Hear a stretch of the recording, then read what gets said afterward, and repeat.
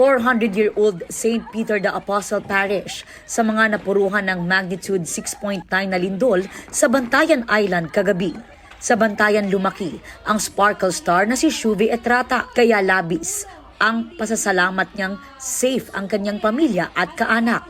Ang dasal niya. Sa mga taga-Bugo diha, sa mga taga-Sanrem, padayon lang mo sa pag-ampo, ayaw mo o give up. Nagpadala na raw ng tulong si Shuvi.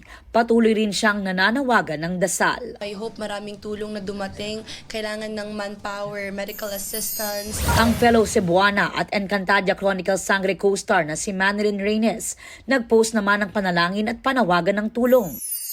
Kasal din at tulong ang panawagan ni Encantadia star Gazini Ganados at Sparkle Beauty Queen Bea Gomez. Gayon din si Cruz versus Cruz star Vina Morales.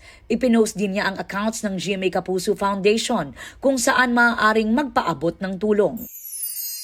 Sama-sama namang nagdasal ang mga bumubuo ng TikTok Lock. Kami po ay nakikidalamhati at patuloy na nagdarasal. Aubrey Carampel nagbabalita para sa GMA Integrated News.